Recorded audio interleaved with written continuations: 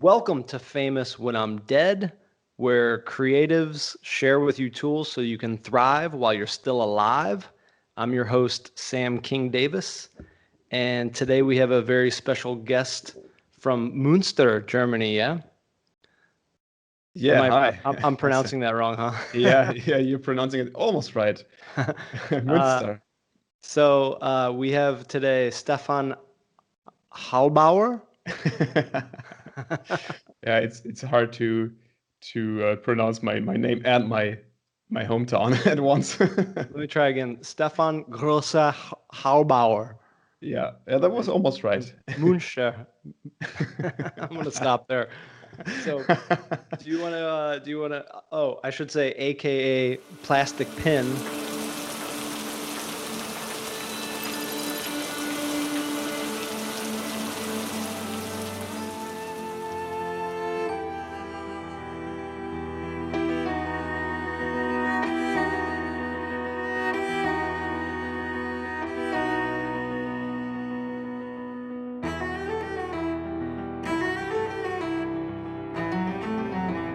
Do you know Robot Pencil? Oh no, I think I don't know that one.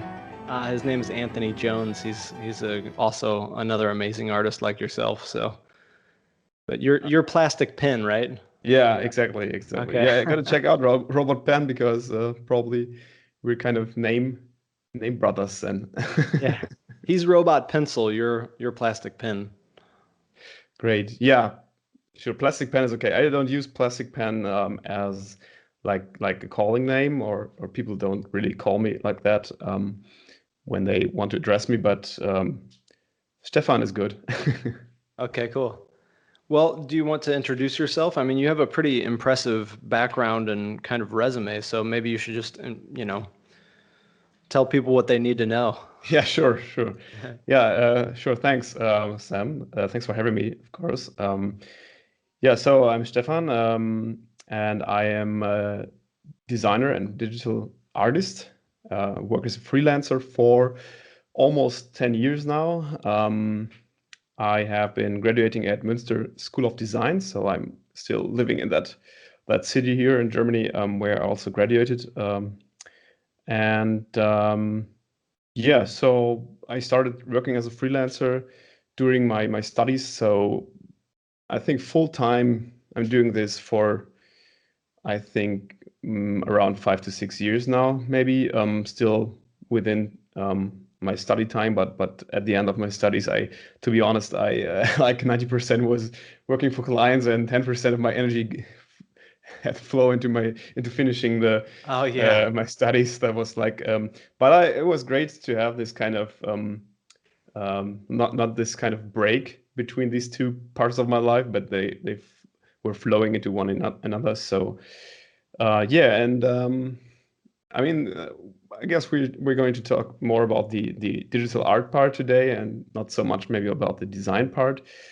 But I have actually kind of a classic design education, so I learned to be a media designer at a consultancy before studying, and I'm focusing in the last 2 to 3 years. I would say I'm focusing more and more on art because I feel like that's my passion, and that's just where where I like to put my time into more than the classic graphic design. But I still love design. Well, what does that entail, like the media design? You said, like, I noticed that you had an internship somewhere as a media designer. So can you maybe break that down a little bit for people who don't know what that is? I think the translation would be apprenticeship. Yeah.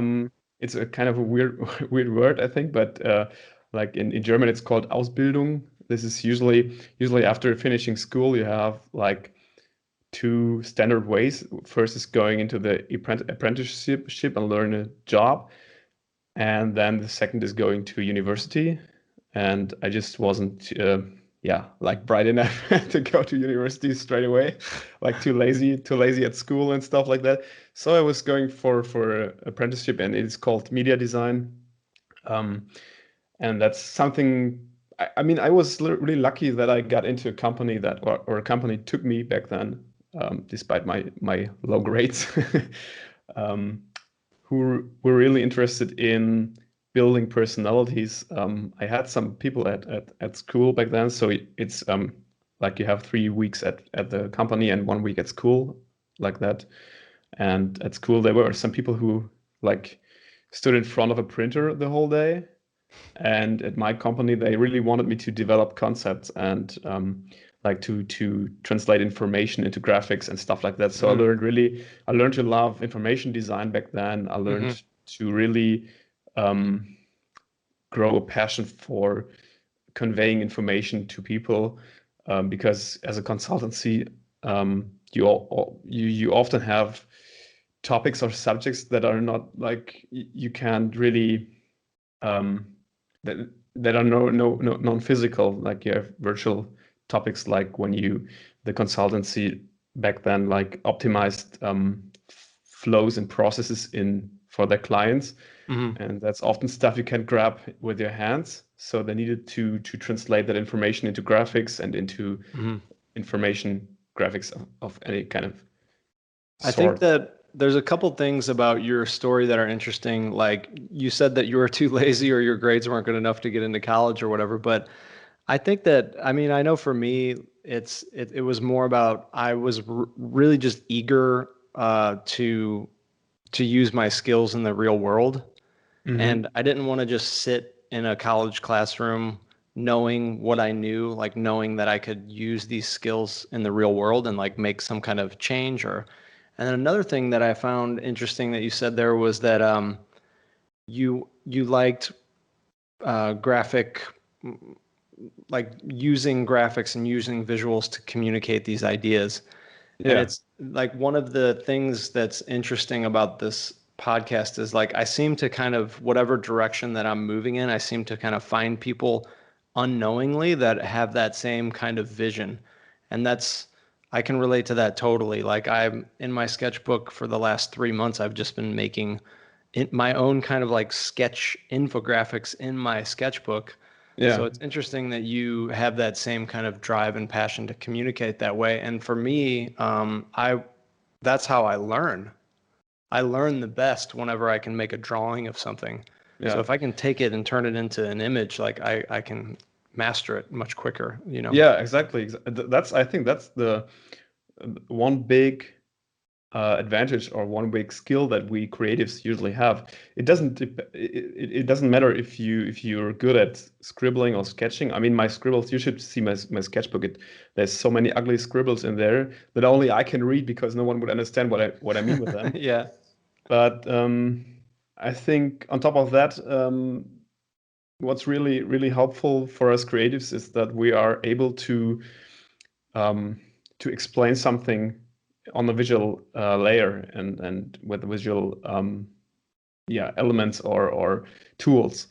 And this is it doesn't matter if you are an artist or illustrator, or if you're a graphic designer, or if you make film or whatever. It's all about translating or transferring information through visuals to the brain of your recipient. No, what's the word? Yeah, recipient. Yeah. So I think that's a real superpower we have as creatives. And people like see my work sometimes and say, hey, that's you and that's you too. So how can you be that artist and also make this super clean, like white paper layout design with super clean graphics or whatever? And I say, well, it's for me, it's not that big difference. It's just I pick for one, or I put my hand into that toolbox, and for the other, I grab that tool and it's like a different language in the same family. Yes, it's like like Spanish and Italian. Like you speak Spanish and Italian visually. Yeah. You know, another thing that's interesting about this power of being able to take information that's not visual and put it on the page as visual is I started doing this thing, sketchnoting. Have you heard of this? Yeah, I didn't do it so far, but yeah, I heard of it. Yeah, I mean, basically, Da Vinci was the first sketchnoter. You know, like, you know, you look at his sketchbooks and it's these inventions, and he has all the information next to it and the specs and everything. But there was a more modern guy, Mike Road, who came out. He coined the term sketchnoting, and he has a book, and that's this whole thing. So I started learning that and just been practicing that. And I was in a meeting the other day, and the woman was set to speak for 15 or 20 minutes. So I grabbed my stuff and my sketchbook, and I'm listening, and the whole time I'm sketching. And then at the end of the meeting, people were like, "Oh, I really liked how you shared that information." And it was like so much information. And I looked down at my book, and I had 3 drawings, and just the 3 drawings and the subtext like said everything that she said. That's great. That's a bit similar to graphic recording, right? Yeah, yeah. Yeah, that's like the entry into graphic recording. But the thing that I found fascinating is that there's a mental thing that happens when you're taking in the information and you're distilling it down to the actual point, because you have to do that to make just a photograph or like a drawing.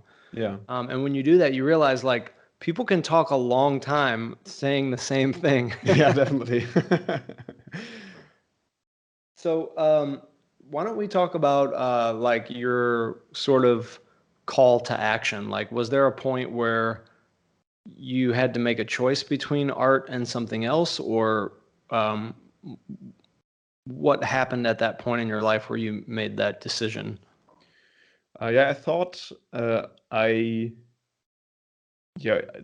there was a point where I needed to make that decision, and I really had a hard time back then. And it was like after, I think, after the first year at university, in the first 2 semesters, you're doing just basics, like you study some visual basics and like basic rules, how geometric shapes behave to each other and how they resonate and stuff like that. So it's not really focused on one direction. But after the first year at my school, you decide for one of 4 or decide to focus on one of 4 directions, which is communication design, which is kind of the classic, like the classic graphic design for in ad agencies and stuff like that. Mm-hmm. Then you have product design, illustration, and media design. And for me, it was like it felt like I had to make the decision between communication design and illustration. Back then, I didn't know that it didn't make any difference in the end. Like I felt really pressured, and through the system of that school, I felt really pressured to make the decision, and that it was like I can never go back, and I have to stick with that route. And in the end, now I'm sitting here completely relaxed, knowing that this is completely irrelevant, because you find your style, and you build your profile no matter what course at a university you decide. Of course, the classes I made influenced me, but I learned after a while that I could do both, and that I would even benefit from it, because I could, in my graphic design work, I can take my skills from art and illustration, and vice versa. Mm-hmm. Yeah, I think that stumbles onto a point that I've discovered in the last few years. It's like if you learn how to master one thing, you know how to master anything. And it really doesn't have to be in art. It can be anything else too, because the process of mastery,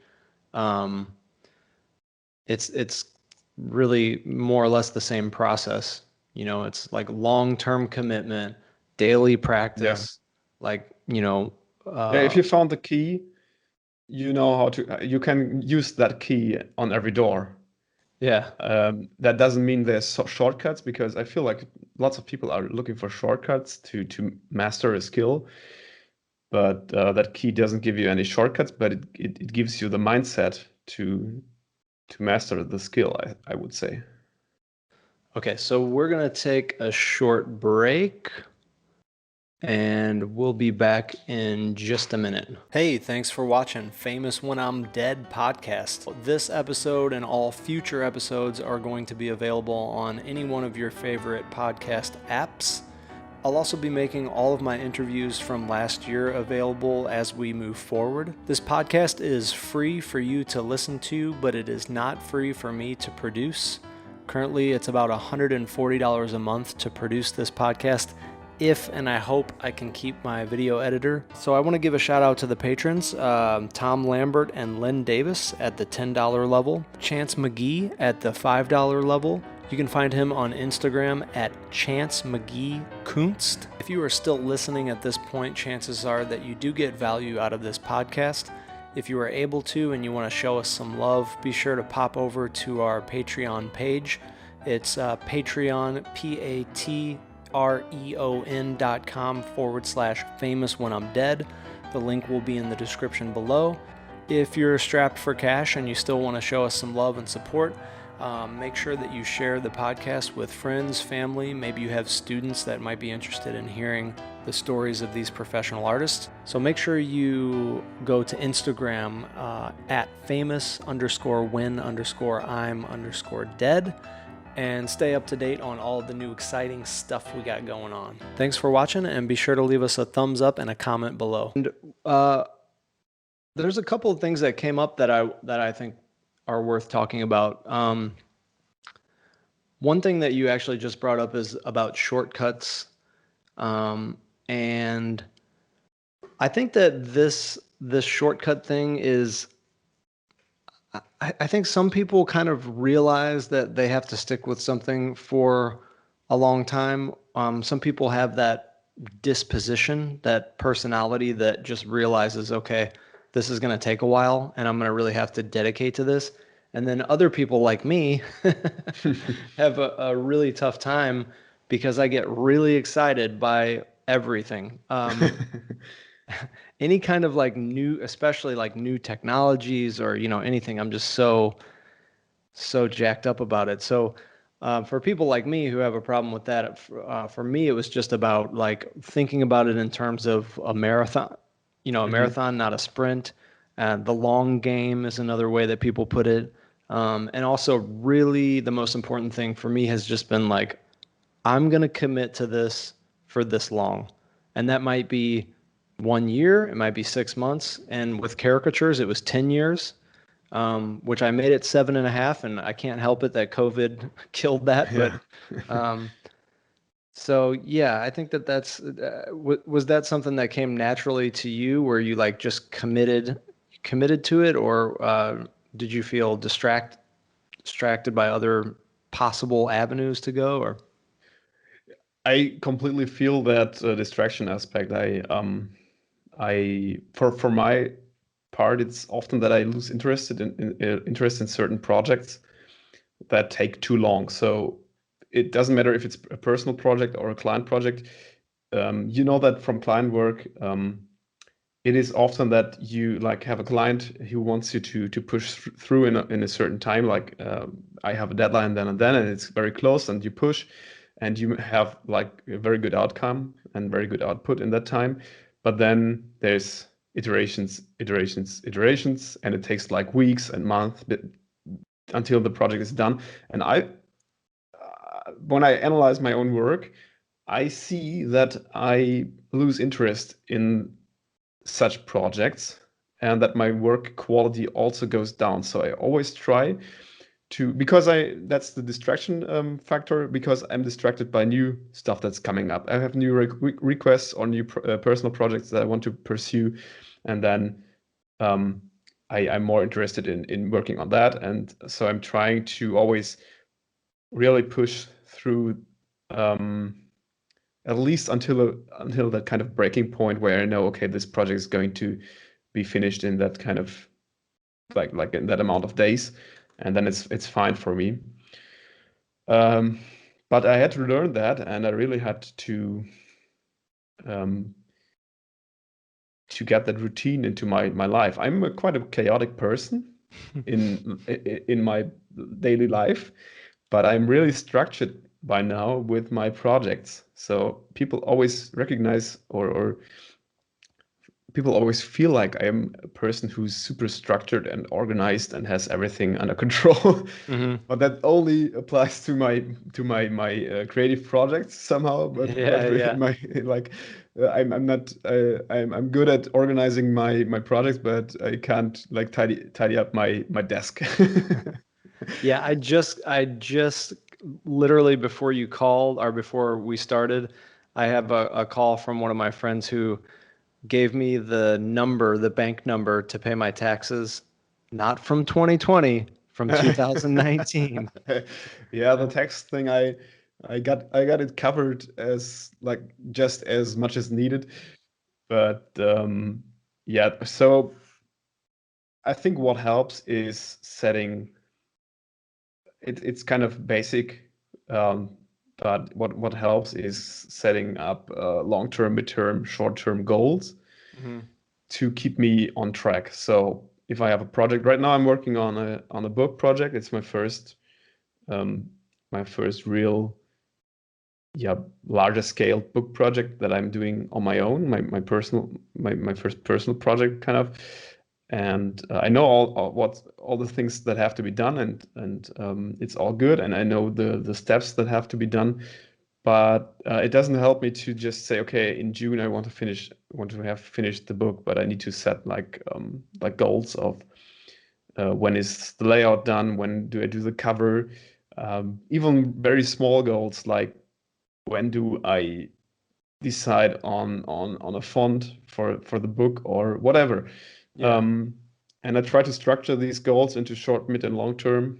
Mhm. That goes as well as for single projects like the book, as for my life, So Mhm.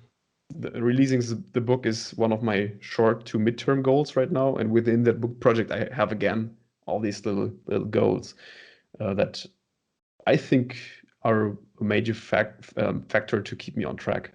Yeah, it is really. Yeah, I don't know why it took me so long to realize this or to start practicing this. I still have trouble with it actually, but I've definitely realized that the more structure in the schedule, even if it has to move around a little bit through the week, like that takes away that mental weight. And the thing about, like, I saw a post the other day, someone said, I just did something that took me 15 minutes. It took me 15 minutes to get it done, and I have needed to do it for 6 months, you know? Yeah, yeah. And it's like the thing is it's like a snowball or something. It's like the longer we keep pushing that snowball, the bigger it gets, and the like, and it's even subconscious where it like really weighs down. It's harder to focus on the stuff that we want to do because it's always kind of like running in the background, like, oh yeah, I got Yeah, to do my taxes, got to do my taxes. yeah. I mean, that probably ran through my head like 500 times. And if I would Yeah. have just did it the second time that I thought about it, then I would have a lot more energy, you know?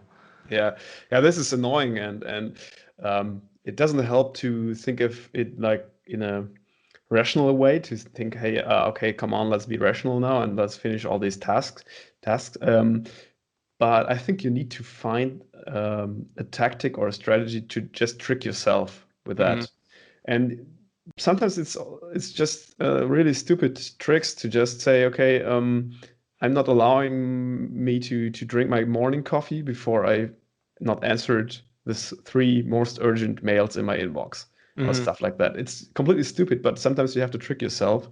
Yeah. But yeah, I fail at that too. So I have exactly the same things like mails in my inbox that I need to answer, and the answer to that mail is maybe, yeah, I don't know, is not, it's something I'm not um yeah, that's not easy to answer, that I have to put some brain work in it, but it never takes more than 10 to 15 minutes. But Yeah. still, I think I don't want to do that now. It just, I don't want to write that guy that we can't do this project now or whatever. Yeah, it's that procrastination. There's a book out called Procrastinate on Purpose, but I haven't read it yet, but I try to actually do that. Like, there's another thing that can be used for fuel where like I noticed that if there's something that I have to do, even if it's a creative project that I don't want to do for a client, for example, I'll clean the house, I'll scrub the toilet, I'll like reorganize everything, and the house will be like spotless. And then at the end of the day, I sit down for a half hour and it's finished, you know. I could have just done that Yeah. in the morning, but my house got clean, so that was good. Yeah, Um, well then it's been worth something. yeah, yeah. I think that there's a lot of good tools. I mean, for me, a timer is a big one. Like I'll say, okay, if I'll 15 minutes, and I'll set the timer for 15 minutes. And I'll allow myself before I do it that when the timer goes off, you can stop. It's okay. You can stop after 15 minutes. But then, of course, by the time the 15 minutes goes by, I'm like, I'll just finish this next part, you know? Hmm. And I might spend 90 minutes on it, you know, when I only needed to do the 15. So, yeah, I think the point is like the emotion has to be attached to it, I think is what you're kind of getting at. Like for you, like the cup of coffee sounds like kind of a peaceful emotion, like you're sitting with yourself having your coffee. Same with me. And so there's like this emotion attached to it, but the logic doesn't really work because if we Yeah, could use no, it, no, it it would be doesn't. done already, you know? Yeah, but you have to accept that the brain works like this, and if you do that, and if you can accept that it's not rational sometimes, then yeah, you can try to trick yourself. And I think it's really, for me, it's really important to at least be safe on my deadlines for a client project, because I always like to be someone who you can work with really easily, and who is really like very well responding to messages, and yeah, holds the deadlines. Hmm. So this is all like for personal projects, it's not that bad to just delay something, but um, I had to really train on this whole procrastination thing, to be someone who you can work with very good and easy. It's easier when other people are involved, and that's kind of another trick or tool that listeners can use.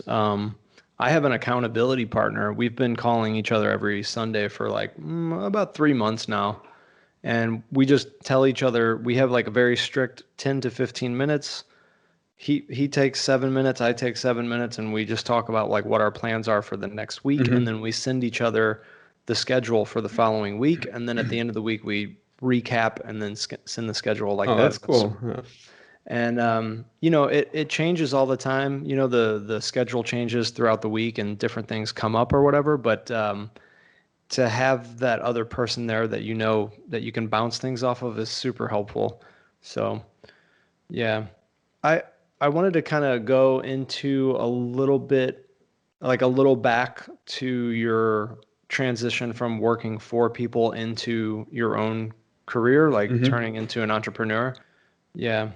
I I wanted to kind of go into a little bit, like a little back to your transition from working for people into your own career, like Hmm. turning into an entrepreneur.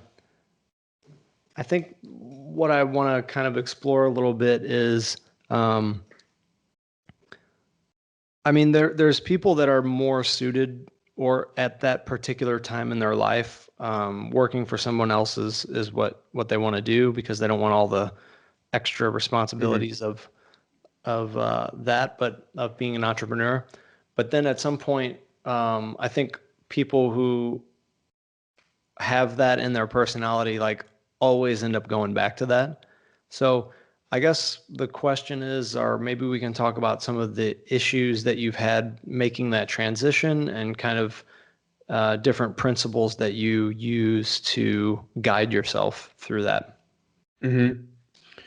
Or if Yeah, you have a person that you look to that was kind of like a guide that helped out a lot with that.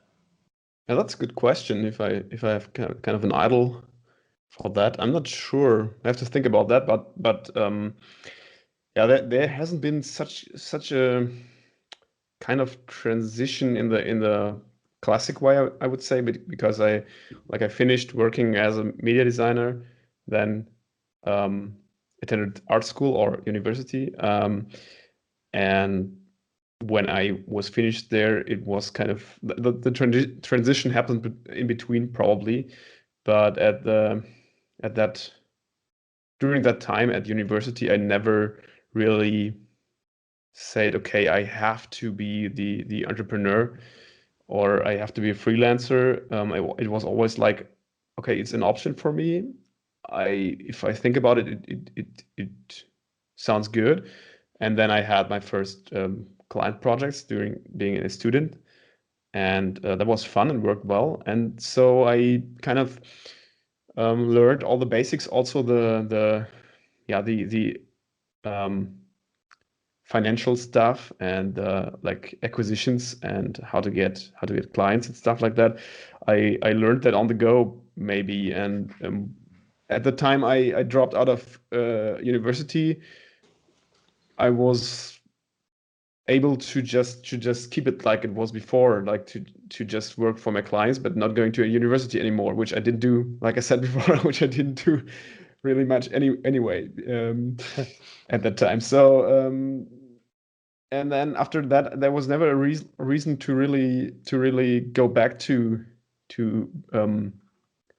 work for an agency, or for like any kind of employer. But it was always like, this feels good, this works for me, I'm making enough money to live off it. And so this was great.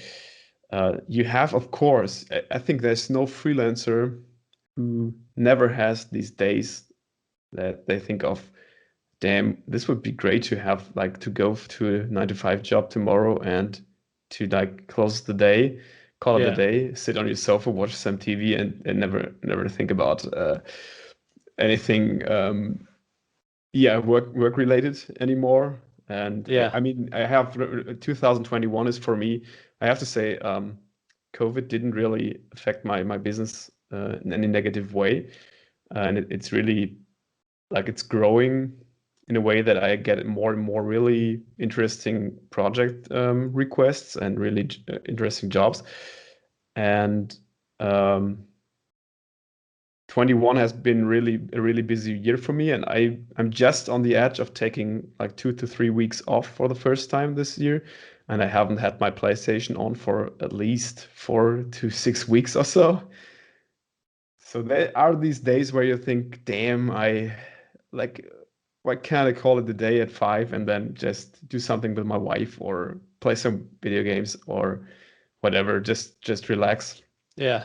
But it's only really short moments I have that, and the rest is just, I enjoy this whole freelancer stuff a lot, and the freedom I have, and like, Yeah. the freedom is great. It's just fun to work this way for me, but it's not for everyone.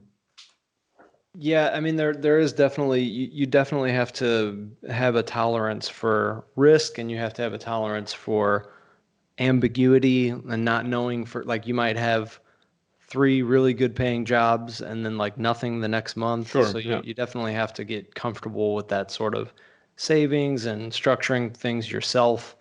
And that's probably the most difficult thing for me, especially what you said about just clocking out at 5 o'clock. Yeah. You know, for me, like, I'm basically, I kind of like work. I have like a big push in the morning, so maybe 4 to 6 hours in the morning. I take an hour or two lunch, walk the dog, relax, listen to a podcast, or take some sketches or whatever, and then I'll go back and work until 8 or 9. But then I have a limit. It's like, well, okay, it's 9 o'clock. I gotta shut the computer off. Yeah. Because I can still do stuff on my iPad, but really, like, my big computer is where all the work is done. So yeah, it's difficult, especially if the projects that you're doing you're passionate. But that's also, for me, and I think for most people, like, it's super. That recharge time is super important. Absolutely. Yeah. The thing is, and that's really like what is love and hate at the same time for me, is like my relaxed time, and like really like is just drawing. Yeah. So when I have a project and I work on it the whole day, and I think, okay, now I need to take some time off. What I usually do is really just, I get the iPad out and start drawing on my personal projects, because it's like, and usually I then watch on the side, I watch some kind of TV show or so. So I'm following the TV show maybe half, and the other half of my attention goes to the drawing.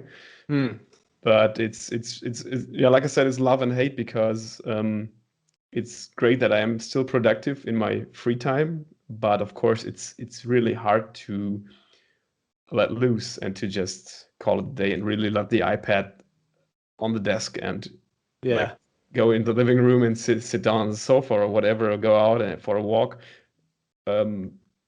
which I of course do. I go out for a walk and I go jogging and stuff like that, but it's not that I sit here 24/7.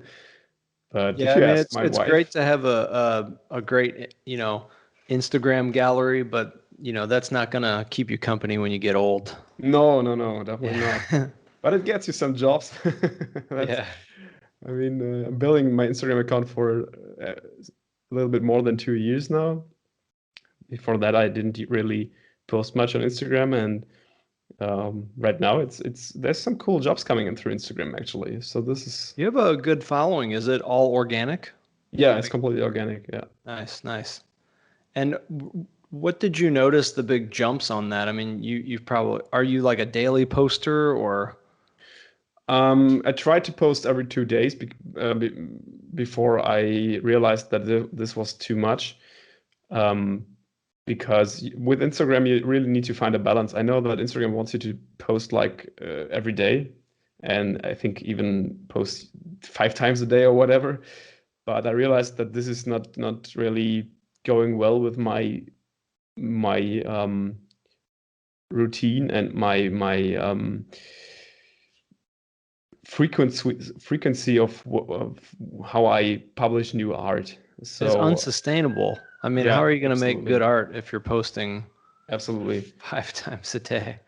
I mean, I love those challenges like Inktober. I made my own Plastober from Plastic Pen Oh, nice. last Yeah, year. yeah, I noticed that. Yeah. So, and this super crazy hustle of really 1 month every day, one drawing. And if you have a look at my drawings there, these are not quickies, but some of them are really quite detailed.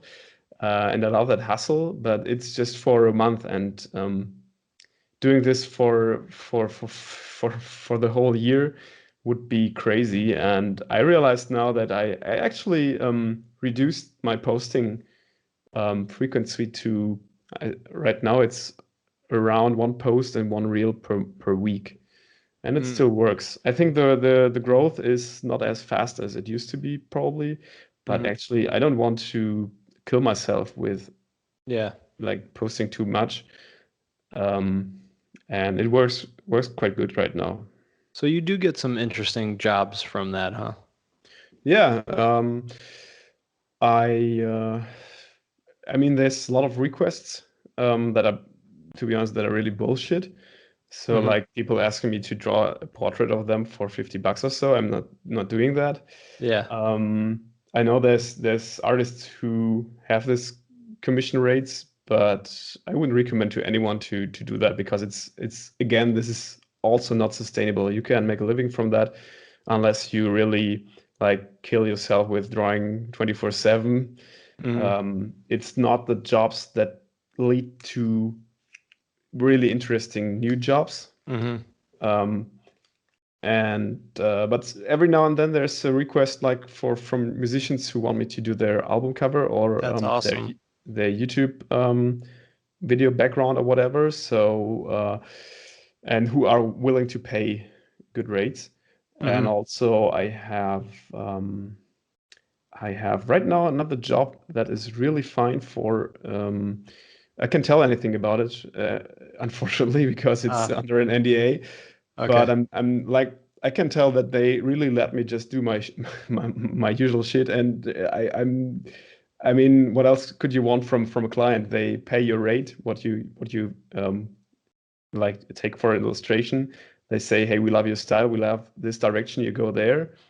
Can you do that for us with like and just interpret our input in that style? And I say, okay, That's awesome. that's perfect. Let's do this.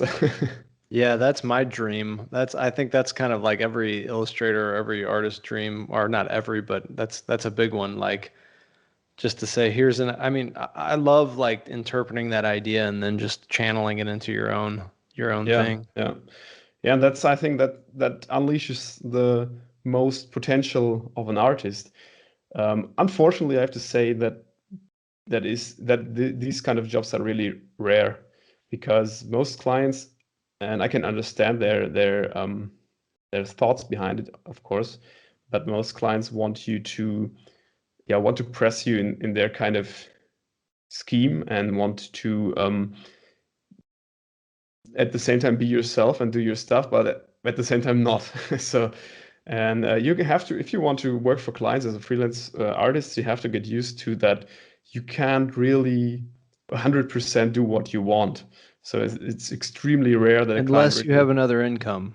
If you have another income, yeah, then you can do what you want. yeah, sure. I mean, if you want to make a living from it, of course, sure. Yeah. Um, I want to like kind of echo something that you said earlier about the portraits and people offering you like $50 portraits. I'm a caricature artist also, or I was.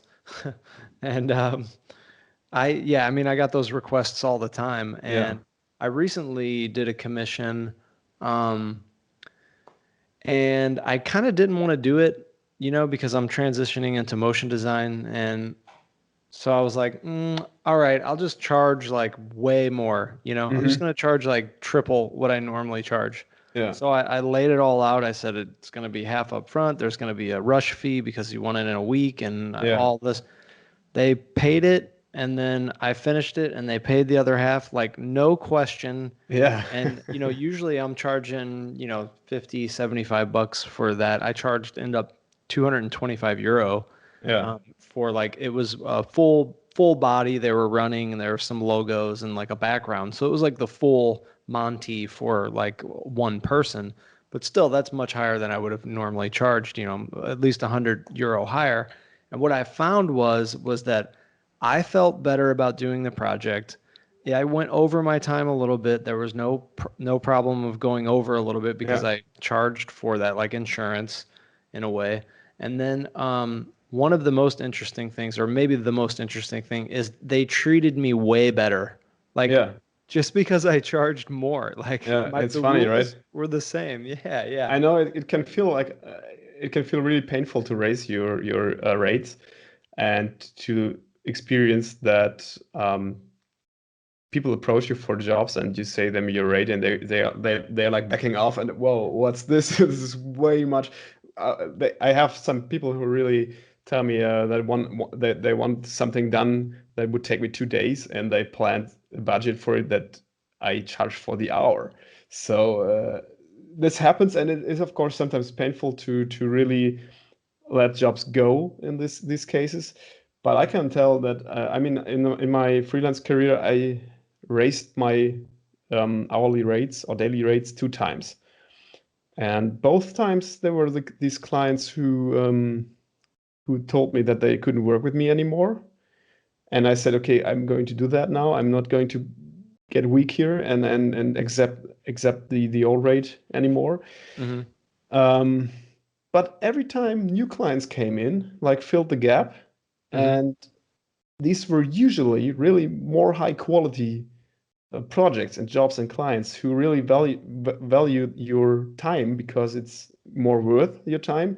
Hmm. So they value it more, and it's kind of um, I really recommend to all my followers. I'm talking about money on my Instagram stories every now and then. I'm really quite kind of open with my rates and my money, because I think that in the creative business, there should be more real talk about money. And too many artists and creatives hide the numbers behind their businesses. Hmm. And I'm telling all my followers all the time, guys, try to raise your rates if you're on the lower half of what people usually take for the job you're doing. Hmm. Um, because even if one or two clients let you down, and one says yes, the one that says yes pays you more money, that in the end you have the same money or even more, and you have more free time Yeah, to exactly. to And do what those you want. people, those clients hang out with other clients that respect your rate. Exactly. So we're going to take a quick break, and we'll talk, when we come back, we'll talk a little bit more about money and your Kickstarter project and just your work. Yeah. Okay, we'll be right back. Have you heard of Drawsome.com? Of course you haven't, because it hasn't officially launched yet. But I have talked to Manny Abatizian, the founder, about it in detail, and it's gonna be awesome. The Drawsome app is an exciting new platform that's coming soon for artists and art lovers that is going to change the game. It's a creative social marketplace where artists can post their artwork, receive commissions, and even turn each post into a print-on-demand product that's drop-shipped directly to your customers. That means people can choose if they want your design on a print, mug, t-shirt, whatever, and you don't have to deal with the printing or shipping. You want some of that, don't you? Hop on over to Drawsome.com, that's DRAWSOME.com, and sign up to be the first to receive updates and news as soon as it's launched in iOS, Android, and web. And we're back. Let me just have a sip of water. And yeah, I do want to say one last thing about money before we talk about your Kickstarter and your art, because your work is really amazing. I love the gradients, and we'll get into it in a minute. But the thing that I think it's important to take yourself out of the equation. So this is for people who have trouble charging more. It's important to take yourself out of the equation and look at it objectively, and really look at the fact that you're going to eventually have to upgrade that computer.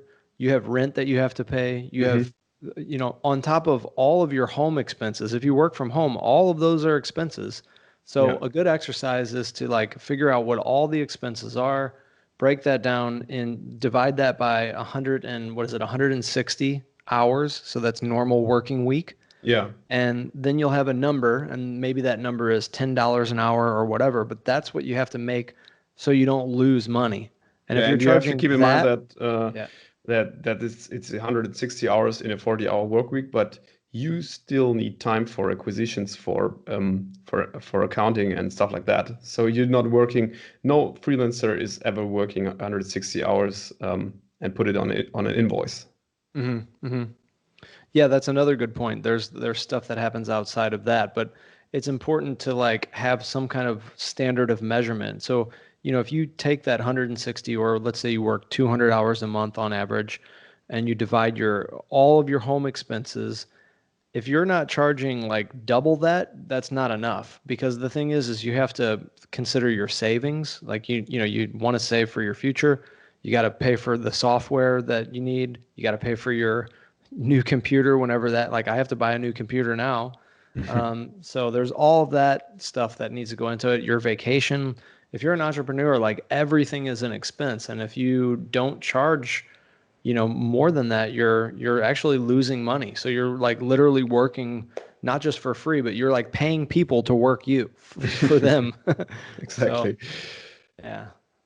So that's a good point. That's really important to keep in mind, and I can recommend it to everyone who's also starting out as a freelancer. I have really deep respect for everyone who drops out of school and then is there thinking about what should I do now? Should I apply for a job anywhere, or should I try my luck as a freelancer? And I have deep respect for everyone who goes the freelancer way, because I think it's really difficult in the first 1 or 2 years to build up stable and good client relationships. And a lot of people on my Instagram also ask me how do you find your clients? And of course, this is I'm not a good networker, and it's a pain in the ass for me to try to get in touch with agencies who could probably hire me or whatever. But it's worth it, and you kind of push through it. But first of all, before you start all this, you really have to look at what should I take, what is my price floor, and if at any time comes a potential client who wants to cut your price floor significantly, you have to stay strong and say no, because it doesn't lead you anywhere. And you won't be respected if it's just, you just won't get the same amount of respect. Yeah. Yeah. And that there's that funny meme that's like, can I just pay an exposure? Like, Yeah, can exactly. I pay my rent and exposure, please? So yeah. This exposure argument is so stupid. I don't know if you want to talk about this, because it's too stupid to address that topic, actually. Yeah. Yeah, I mean, I think that maybe we could wrap the topic up by just saying, like, if you're a creative person, like you, and you're good at what you do, like, you are super valuable. Like, a lot of people cannot do what you do, and that has, art is not just like, and design and creativity, like that is not like some side thing Yeah. in society. That is in the middle of society. Literally everything, look around, like everything except for the trees outside and grass were designed. Like Yeah. that's creativity. So that has like really core value to human society. So, you deserve, there's value, like you definitely should charge for that. Yeah. Um, And you don't feel bad to charge for something that is fun to you. I had to learn that yeah. too, because you sometimes have the feeling, okay, can I charge that money for this?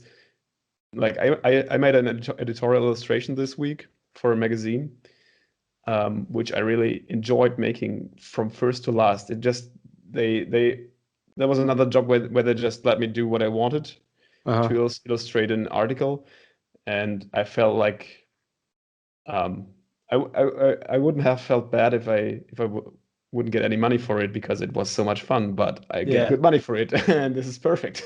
Yeah, yeah, and then it gives you energy, and Exactly. it helps you to like glow.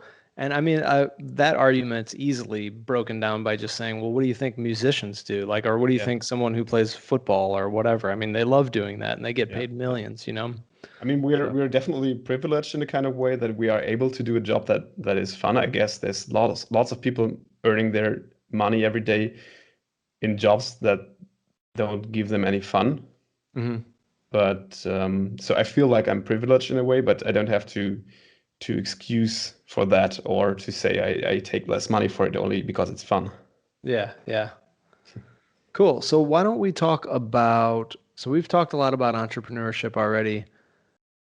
Let's just talk about your art. I mean, we talked about before we got started about this whole story, the hero's journey and stuff, and there's Hmm. definitely a lot of story in each one of your images. Yeah. So, yeah, I mean, maybe we can talk about how you came onto that, and then how you stuck with that style, like how you Hmm. stayed disciplined with that, because obviously you're also interested in a lot of different things. Absolutely. Yeah. Yeah. I've very broad interest in lots of stuff, and I think that shows in my art, because I don't have this kind of one subject or direction that my yeah that I'm addressing in my drawings. But yeah, this is something I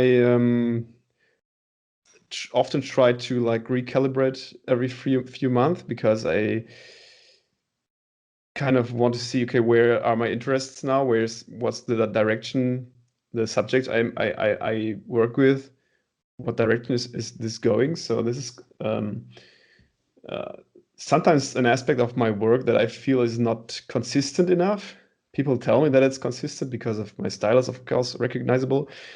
But I always have so many ideas for, like, I'm interested in cyberpunk. I think you can see that in my work. I'm interested in like illustrating natural or nature as well.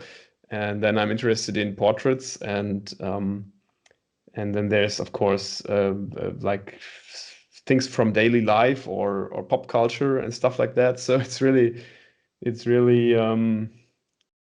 yeah, it varies a lot. And I had to accept that I am not the kind of artist who's able to focus on one subject. I always need to have different stuff I deal with, because I would be bored of the thing I'm dealing with if it was always the same thing, Yeah, this is interesting, the way that you say that, because I think there's a couple of different ways that people do that. I think that, and it alternates sometimes with people, but some people just pick a subject, like maybe nudes or the figure or Hmm. portraits or whatever, and then they just do that, and they do that in 100 different styles. Sometimes people are able to kind of focus the style down and focus the subject matter down. But I think at some point, like if you want to be a professional or if you want to make a cohesive kind of portfolio that makes sense to people, I think that you have to pick one, at least one. So Hmm. you can pick a subject matter or something like kind of on the same way, or like certain parameters. And that's what I noticed with your work is like, yeah, you have a lot of different subjects and ideas and portraits and these kind of quirky little like stories all in one image, Yeah. which are really great. Like I love the ship with the bottle Yeah. that's like cracking through the ice. That's awesome. Um, and but you definitely have these like gradients. You have this like grain. There's a Hmm. certain color palette that you follow. So um, I guess I'm just jealous.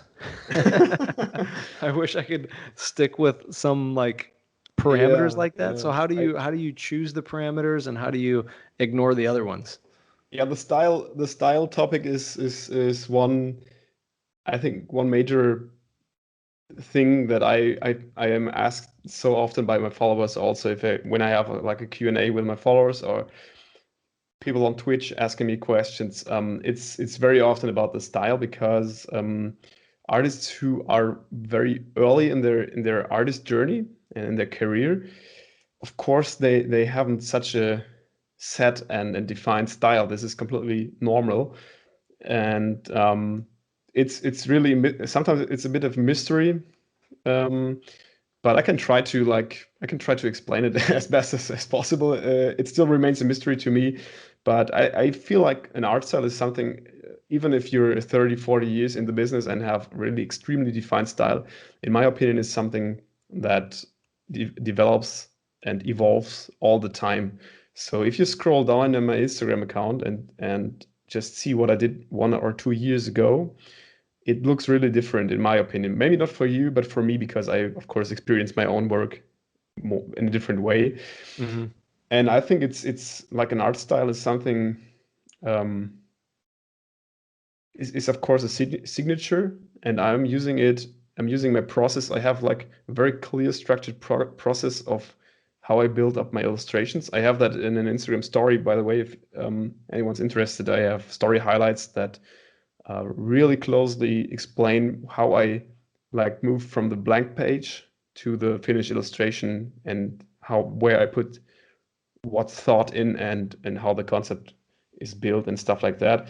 So this process is really structured, and over the years I um, every now and then like had a look at this process and had a look at what tiny aspects of the process could I improve or could I change, or what I not really happy with.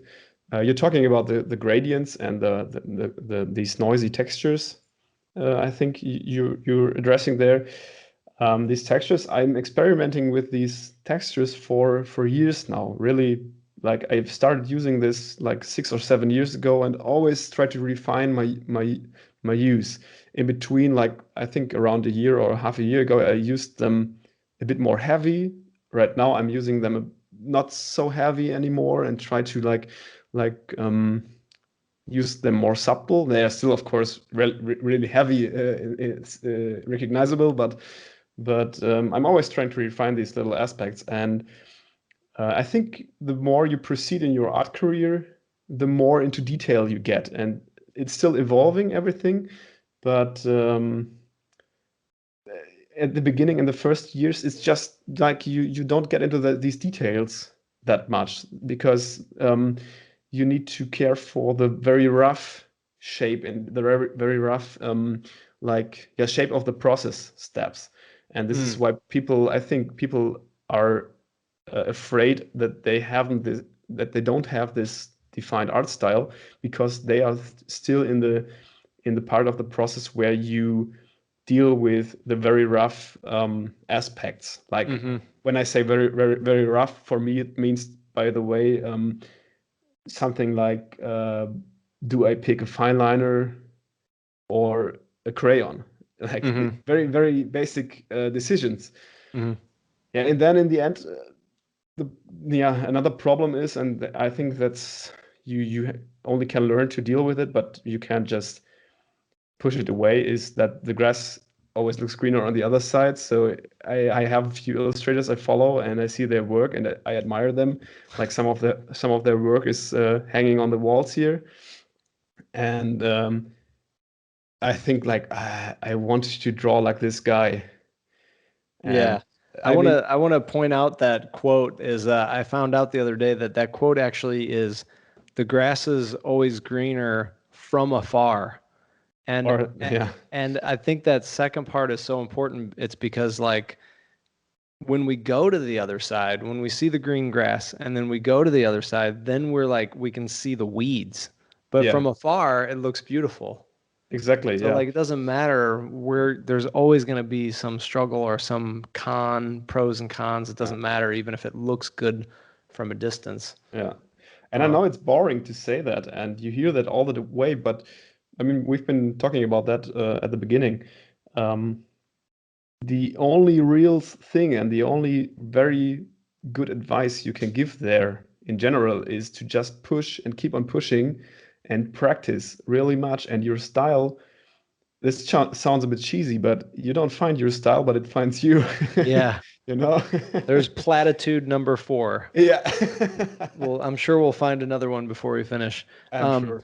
One thing that I was thinking that I wrote down here when you were talking was, it seems that there's like 3 elements. Like, okay, there's style, but more importantly, there's maybe subject, and even most importantly is the process. And I think that if you have enough time to look back, let's say 5 years on all of your work, I think the question that you should start asking yourself is, what's my process? Like, do I start with paper and then I go to watercolor and then I finish digitally? Is that how like I've always done it? And then once you kind of figure that out, then you can say, well, what subjects am I usually, what's the topic? You know, like these 3 things, you know, like people, journeys, and, you know, weapons or whatever. And then I think you can start to see a style emerge. But again, I think the process comes first, and then, you know, the rest of it kind of emerges like that. Yeah, let's talk about your Kickstarter. Oh, wait a second. Wait. We have a question from Chance McGee. Chance McGee Kunst. That's how you find him on Instagram. This is my accountability buddy, and he's a supporter of the podcast. Okay, so. Oh, hi, I just found your artwork here because of Sam's podcast, and I'm incredibly impressed. And that's a compliment coming from him. He's very good. Thanks. Yeah, he's a very talented artist himself. Your work has so much atmosphere and depth, like a Gregory Crewdson photo. Okay, I don't know that guy. Crewdson is Crewdson, Gregory Crewdson. I love how every piece seems to tell a story. He noticed that too. Okay, so here's the question. How much of your work is inspired by photography?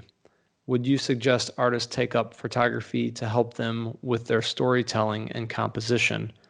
And then I'll get the second question in real quick. I focus a lot on faces and body expressions in my work, but I want to add more atmosphere. What would you suggest for the artist struggling with drawing backgrounds and mechanical objects?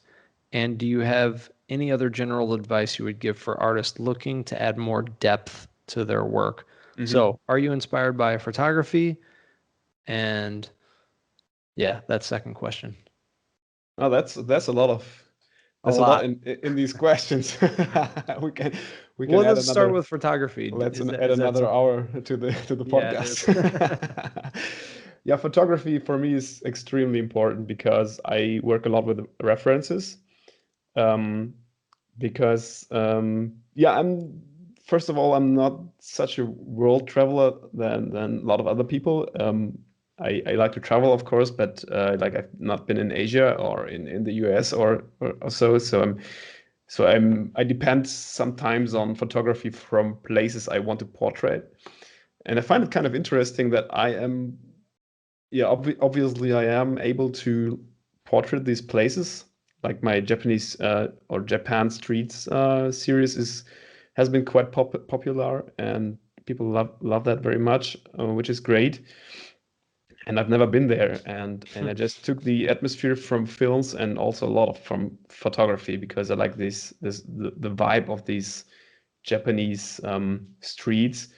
But it's of course the vibe that is translated through images, and this is kind of interesting to me, and I think about that a lot actually, because I find it fascinating how I am able to create an artwork from a place that I have never been through photography, which means that you always interpret an interpretation of a place, because what I see is also an interpretation of someone else, of course. So yeah, photography is really really important, and I think also movies and TV shows are a great reference to study, and then we're almost in that atmosphere aspect of the questions. To study atmosphere, to study composition, a layout of an image. I had an art challenge 2 weeks ago for my followers, where I gave them 3 stills from Moonrise Kingdom, and they could choose one and interpret it their way. And I think it's a good way to study, and to I use really a lot of references that I then like assemble in my drawings and interpret in my way. Yeah, I mean, I'm really glad that you said that, because I always kind of look to nature, or I referenced photographs, but I always preferred to draw, from life, from real life. I would go to cafes and stuff. And then when I started studying like concept design and kind of looking into that a little bit more, I just don't know why it took me so long to realize, but you got to remember that like every single shot in a film, someone drew that and they thought that, and there's color boards and concept art and composition, and all that's already done for you. So it's actually really for me, pleasure. Like it's such a pleasure to draw from great photos or films, especially films, from great directors. Because I don't have to think about any of that. I don't have to think about the composition and all the gradients and stuff. I just copy it, and it ends up being like this great painting, Exactly. And through copying it, you automatically analyze it.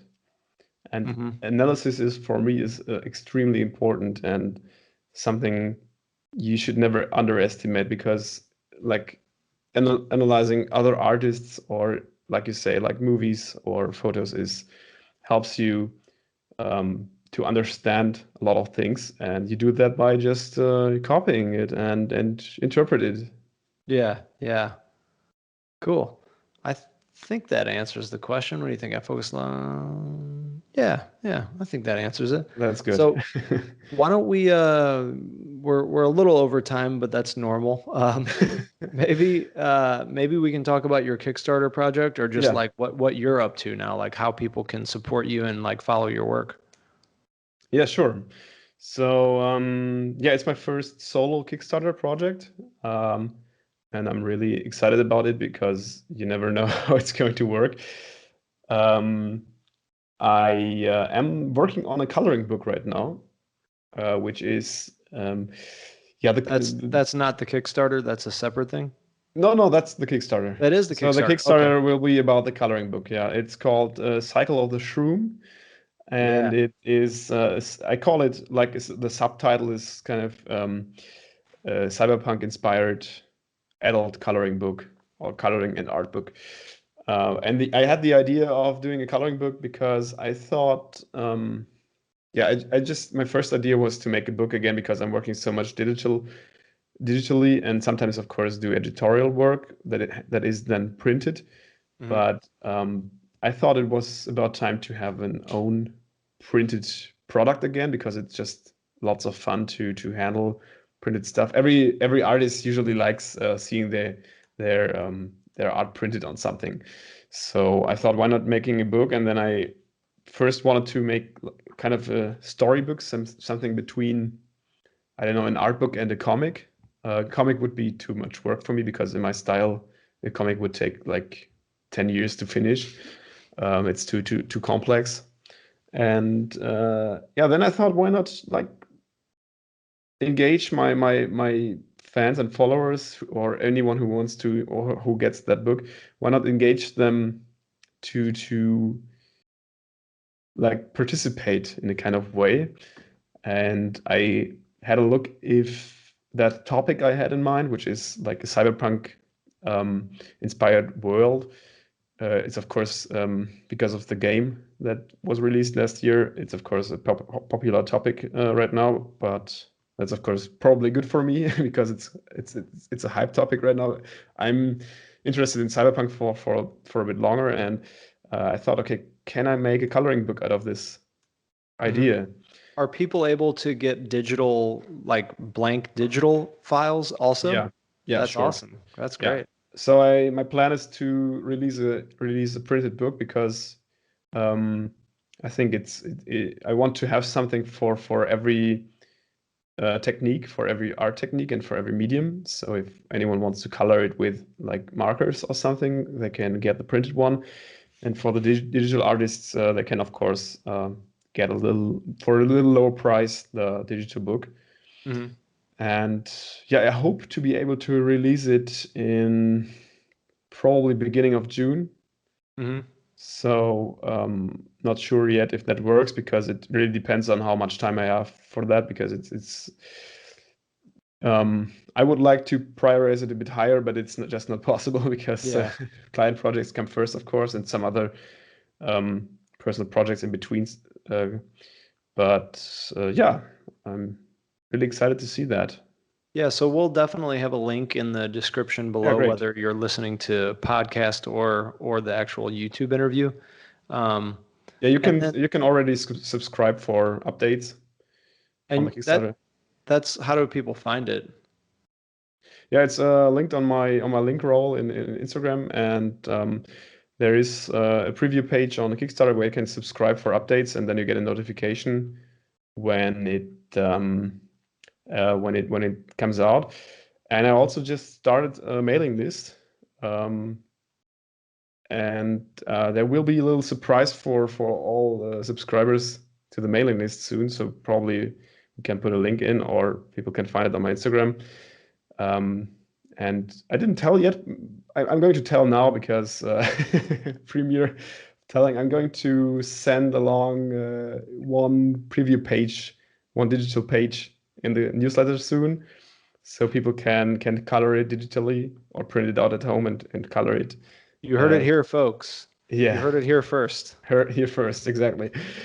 So this will be a little teaser to reward my early bird newsletter subscribers. And yeah. Nice. That's exciting, man. So you have someone working with you in the US, because isn't the Kickstarter, don't you have to have some US bank account or something to do that? Oh no, that's not anymore. So they added Germany to the accepted countries. Nice. I think it's by now it's almost the complete European Union that you can start a Kickstarter. I think 4 or 5 years ago you had to have someone in the US to do that for you. Yeah. Cool. And people can find you on plastic dot pencil? Yeah. Pen. Plastic dot pen. Yeah. Well, man, it's really awesome to meet you, and definitely an honor to have you on. Your work is incredible, and yeah, I look forward to the release, and definitely you can come on again and we can chat more at another time. Sure. I'm never out of words. Yeah. Well, me neither. Yeah, and I might contact you too with some questions just about what you're doing. I actually want to, next time we talk, it would be cool to talk about your animations, like how you're animating parts of it. Yeah. So that's really great too, because that's kind of in the same field almost, or it's starting to get into sort of like motion design too. So yeah. Cool. Okay. I'm not even going to try to pronounce it. I'm just going to say Stefan. Yeah, that's good. Plastic pen.